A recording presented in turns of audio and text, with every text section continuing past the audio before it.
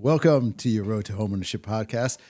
I'm Anthony Rijos, a longtime loan officer here in Western New York. And today's guest brings a rare combination, a licensed home inspector who could protect your wallet and a former teacher that makes this process pretty simple. I have Nick and Diane. Hi, welcome from Metro Roberts. Yes. Welcome. Thank you for having us here. A little nervous here? A little bit. A little bit? It's not too bad. That's right.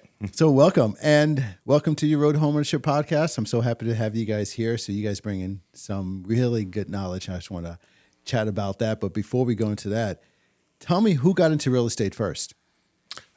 I got into real estate first. Okay. Tell me. How did that happen? Tell me about that. Well, first of all, I got my home inspection license first. My background is in construction. So I worked 32 years in a local union construction, local 210 laborers union. And so in them 32 years, my wife and I opened up a construction company where we would flip houses and remodel houses and manage our rental properties. So when it got close to retirement time from the union, I kind of thought, what was my next step? Because I was only 52 years old at the time. I'm not going to move to Boca Raton and retire. So I always was intrigued about home inspections. We were always in real estate all our lives, even though we weren't licensed. So after I retired, I got my home inspection license, opened up Andriaccio Home Inspections, and then the school that I took my license at took me on as a teacher. So I would do field instructor. I was a field instructor for the new students that were doing home inspections. So doing that, I kind of accumulated school credits for the school. So there was a real estate agent class coming up, and it wasn't even on my radar to get my real estate license because I like doing home inspections. Yeah. So I said because I love knowledge. I'm a sponge. I love education. So I took the class, got my license. I interviewed with a couple brokerages, and then I went into Williamsville office, Metro Roberts, sat down with Ariel, and I think she got halfway through her presentation, and I said, "Where do I sign?" I go, "This is where I want to be." Absolutely. I mean, because I'm from South Buffalo, so I kind of know about Jim, but it was just, I don't know, it just felt Good fit. right. Yeah. And the friendships that we got working as real estate agents with Metro Roberts is unbelievable. It's such a family atmosphere. So now my home inspection and real estate have really taken off, both companies. So I knew my wife was kind of retiring in a couple of years, so I kind of set the seed where I need help. So he convinced you, right? He did. So how did that happen? Like, what? Tell me a little bit about that. Actually, I knew that he, had started these two businesses. He was doing well, and didn't really expect that I would jump in as quickly as I did. But his businesses really started taking off. And it was kind of a natural progression, our having, worked together, flipping houses. And I've always been a Zillow junkie, and I like to learn. And so it was a great second venture. And within 3 months of retiring, I was back to school and sat for my exam last December. So I've only been an agent coming up on a year. Wow. And I actually had kind of a slow start because I had knee replacement in March of that year. So it took me a while to recover from that.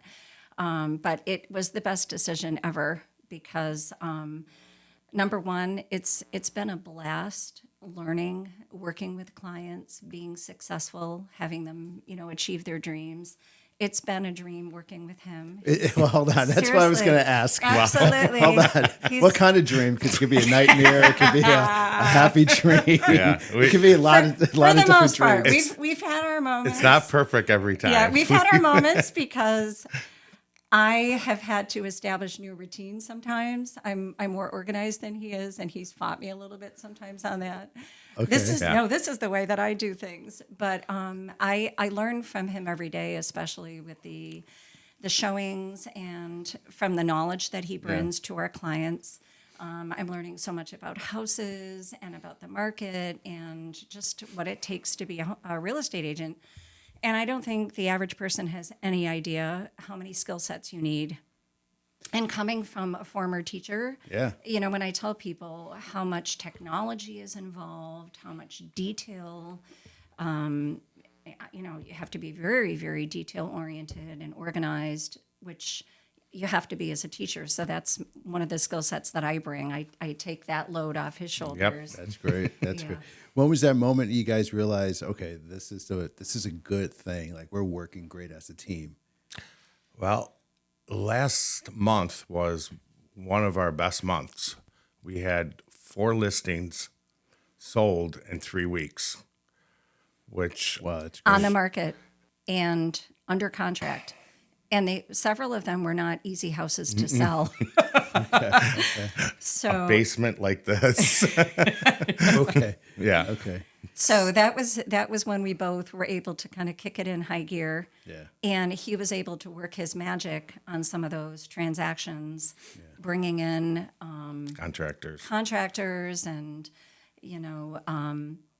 kind of assessing the house for potential pitfalls for a sale. And that's when we knew, we can do good things. We put our energies together. Well, that leads me to the next question, Nick. So what are some of the issues that a buyer could catch, I guess, to avoid issues? Like, what are some of the red flags you see out there? You've seen a lot.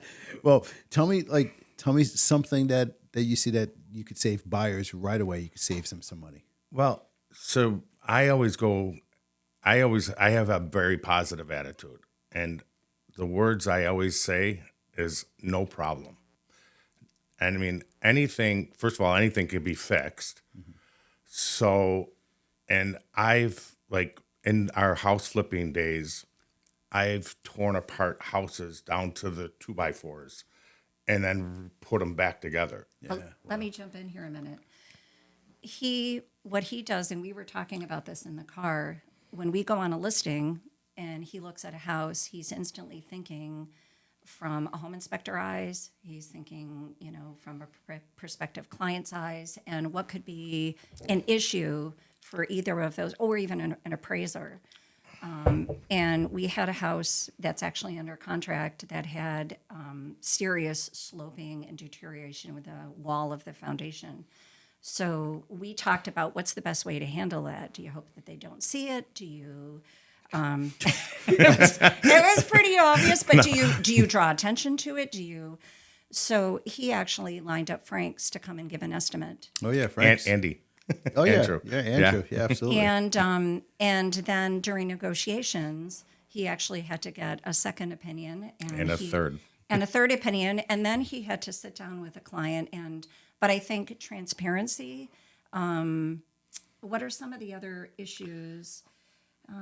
Sometimes he sees frayed cables a lot. Oh yeah, I mean that's something that gets called so out. we have a listing. In fact, we had it last week, a listing appointment, and I'm going there tomorrow because when we go on a listing appointment, I kind of go through the whole house, and I look at things where, okay, what things will a house? Because I'm a home inspector, so I say, what things will a home inspector find? Yeah. So I found a few issues, like there was a cable wire coming out of the circuit panel.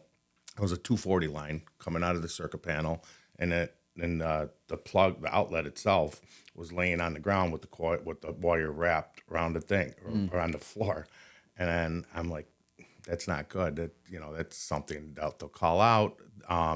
So I just like go through. So tomorrow I am going there and I am going to be fixing all the issues that before we put it on the market, just so that we don't have any surprises. Yeah. I don't want, and I mean, I still sweat like home inspections. Yeah. Like when we have a home inspection on, like somebody's doing a home inspection on one of our listings, I'm like, okay, when's he going to give me this report? Because it comes back from the flipping days where we used to like, and now that I am a home inspector, I kind of realize it a little bit because, I'm just doing my job and I'm reporting on what I see. And, that sometimes there's a lot of things that I see that are wrong. And Yeah. what I do is when I go on a home inspection, I usually come up with a solution.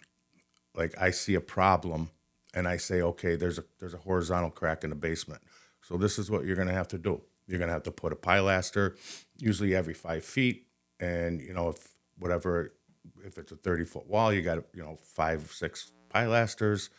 And I go, usually they're about $1,200 a piece.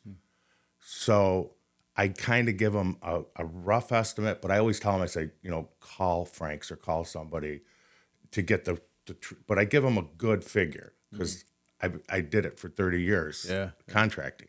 So I kind of know what things cost: new windows, flooring, roof. I mean, I could probably come up with a number. How much is this roof? I'll look at it. How many square feet? Okay, it's going to be about this much. Or I'll like come up with like per square foot. This is how much drywall costs. $2 a square foot to do. That's so valuable when you are on a listing appointment and you're seeing these homes and you could say, okay, this is what the cost to cure is going to be. If you list a home, this might pop up. That's huge. That's huge. It's super helpful during showings and open houses as well. Yeah. We do most of our open houses, all of them we've done together actually, and almost all of them. Yep. And inevitably, somebody walking through is going to find something that you didn't even really think about, or They try to stump me. and it's wonderful to have somebody very knowledgeable to say, this is what you have to do. This is about what it's going to cost. Yeah. And the same thing with showings.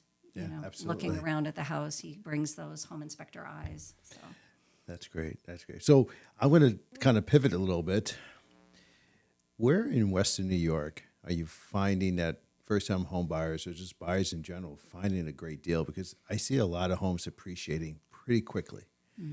So, and I'm seeing, in certain neighborhoods, they're appreciating and now it's just spreading out and spreading out. And it's just, coming from downstate, what I saw happen in Brooklyn and Queens, it's happening here. Prices are kind of keep going up, right? So are there any pockets that are just like, this is a great pocket for first-time home buyers?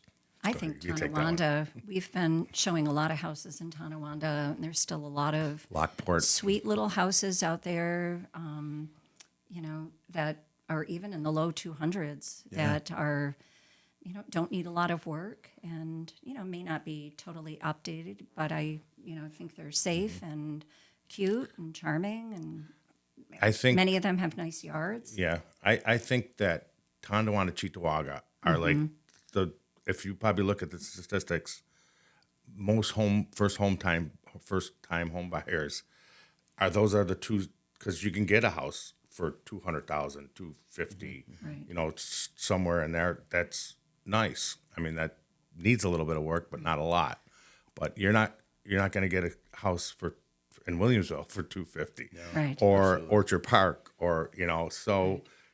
I think Lockport, Cheektowaga, Tonawanda are you like because we have some buyers that are on that low end, and that's like say, oh yeah, this This is where I'm break- Italian. I talk with my hands. You're breaking down the studio. It's all good. It's all good. Yeah. But So there's still some pockets out there that buyers yeah. should get into. Oh, for sure. Yeah. And Tonawanda is great. It's near everything. Yeah. It's very centrally located and nice neighborhoods. So, yeah, I think there's still lots of opportunity. What are some of the biggest mistakes a lot of first-time home buyers are making now? What are you seeing? I could say not have a the home inspection. Yeah. That's exactly what I was about to say. So Well, that's let me go into that real quick because I wonder if I'm working with you as a first-time home buyer, and you're a home inspector, and you have a great eye, and they say, when you go in, do you give them a? You don't do that. You don't go down that path. No. I go on showings. Me and my wife both. We do a lot of our showings together. And when I go into a showing, I go into the showing as a real estate agent. But I have all them years of knowledge of construction and inspection, 5 years of home inspection. So, I mean, why wouldn't I give them that information? Yeah. Right. Well, you could help out a lot, especially with the finance, right? What would pass an FHA and appraisal? Exactly. What would pass? Okay, this is knob and tube. This is not going to work with an inspection. Yep. What's the electrical box? American Pacific. Yeah. This is not going to pass. Yeah. Financing. So that's huge. To have that knowledge. And I always, like on a home inspection, I always ask the real estate agent, are you going FHA, VA, or conventional? Because the appraisal is so much different. Because if I could find like just simple things like peeling paint, the pressure relief valve on hot water tank, the tube. Yeah, absolutely. A lot of people forget that. Something like that costs $7 to fix.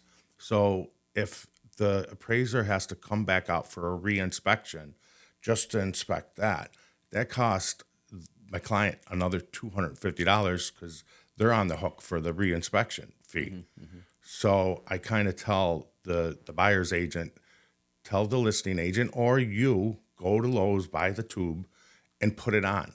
So when the appraiser comes in to do the inspection, they don't ding that on the inspection, so. I have something to add to this. So the one thing that we do find occasionally is sometimes first-time home buyers are not aware of how much money you need to close. Yeah.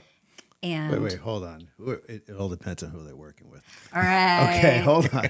If they're working with me, okay, they will know what they're going to need That's to true. come to closing with. But you're absolutely right because I get a lot of those calls and I get that, hey, Anthony, can you help this along? Can you save this? Because they had no clue they don't have any money. And I'm just closing on one the other day that we had to be very creative to find some cash for her. So, yeah, I totally get it. So, yeah, keep going. But if they're working with me, it's not happening. But, yeah. Of course. Of course. Yeah. But even when you present them with the information, I think sometimes there's confusion between, what counts as the deposit, what counts as the down payment, is that part of the closing costs? So just some of that education. I mean, it's expensive to close on a house. Well, yeah, and if you're going to buy a home, and if they're buying a first-time home buyers walking in and buying like a fixer-upper or something that needs a little bit of TLC, right? Mm-hmm. They need to bring it up from like the 1970s to now, right? You see that especially in I would say the $200,000 range in Cheektowaga and Tonawanda, where they have great bones, but the shag carpet, green carpet, pink bathrooms. Mm-hmm.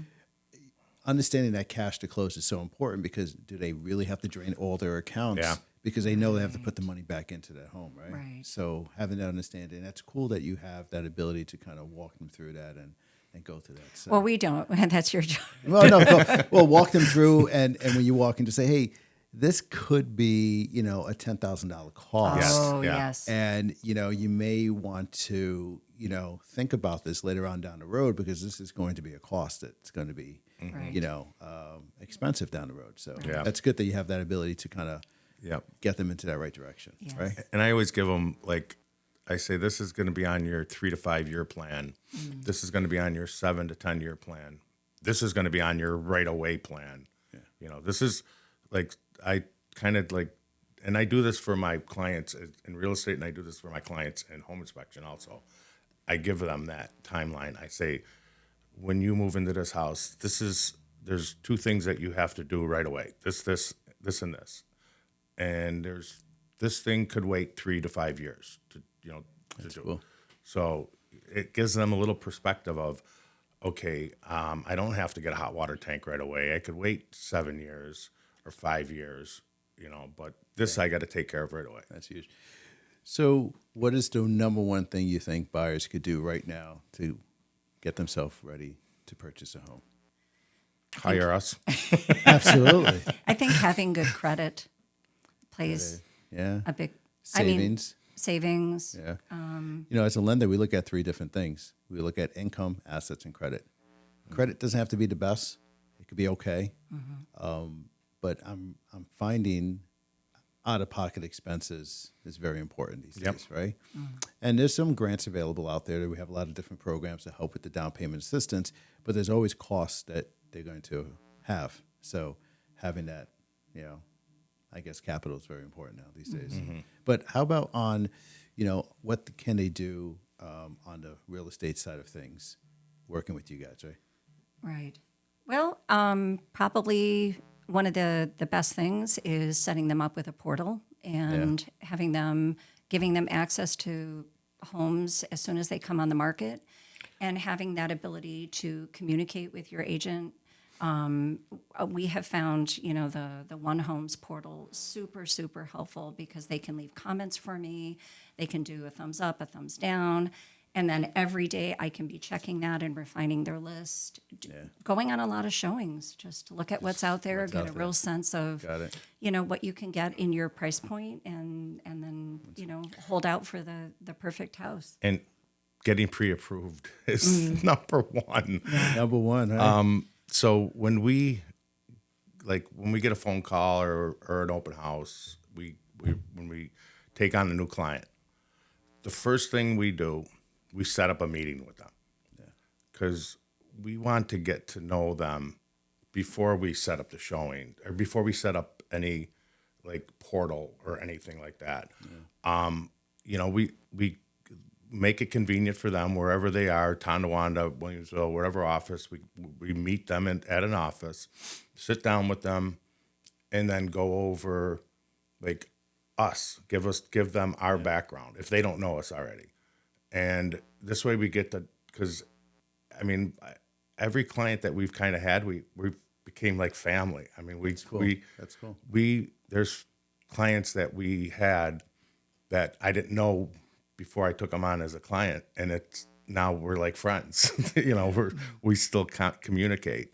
So, when we're sitting down there in that meeting, before we even start any showings or anything, and getting the paperwork signed, and just to get to know the people. And then my wife she's great at the paperwork, because she will go over line by line the whole contracts, all of them.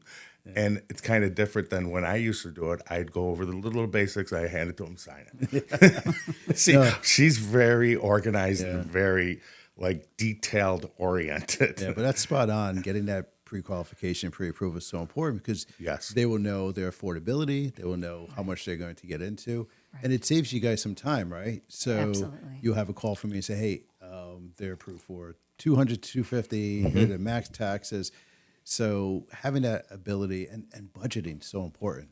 A lot of first-time home buyers or just buyers in general think, I'm going to have a payment of $1,500 and live in Tonawanda. No, not these days.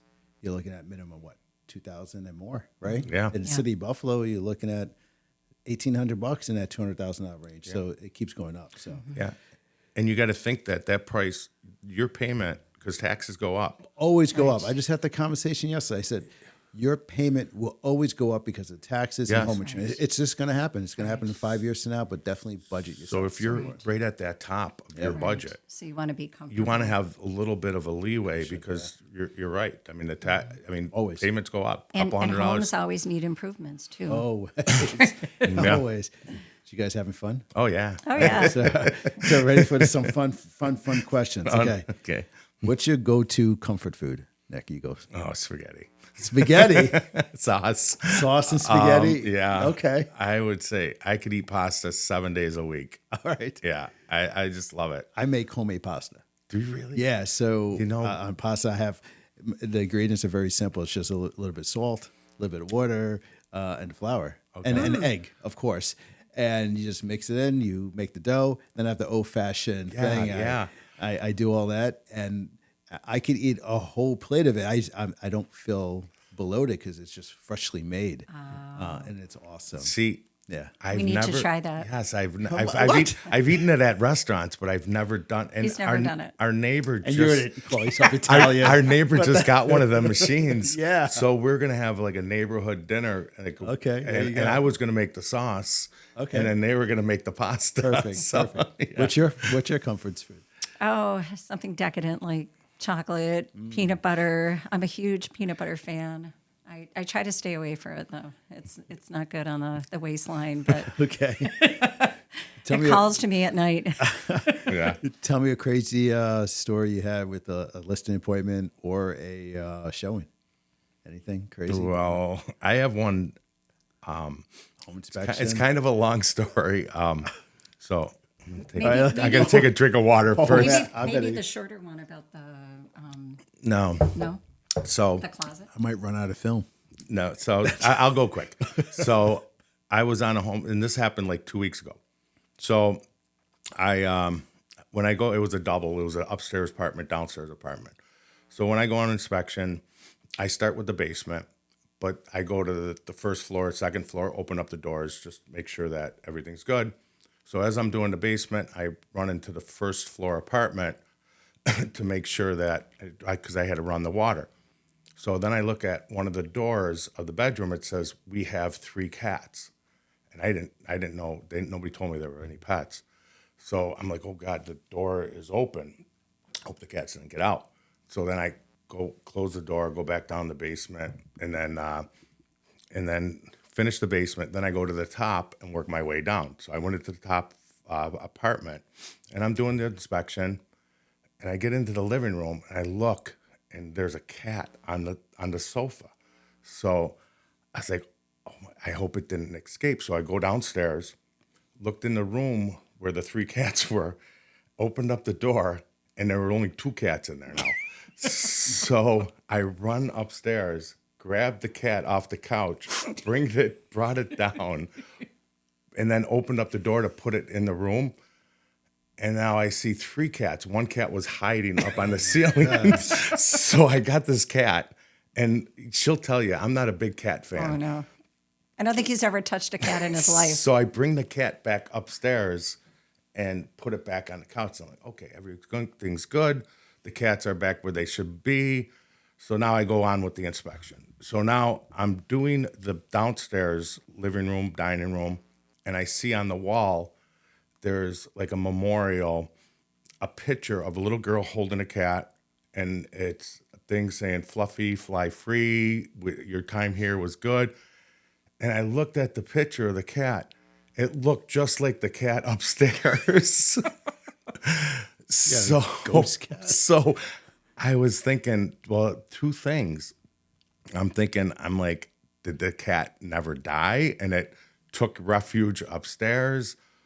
And then another thing I was thinking, I'm like, if I would have left that cat down in the first floor apartment, the people would have came home and they would have thought that their cat that died, because it looked just like the cat in the picture, that came back to life. So that's the end of the story. I don't know. Pet cemetery cat. I don't know how it ended. I don't know. Oh my God. And because I never talked to the clients after I'm done with the home inspection, but it's kind of a crazy story because, like my wife said, I'm not a big cat not a cat. person. Oh my God. But But it's nice to know you care. I was worried about that cat.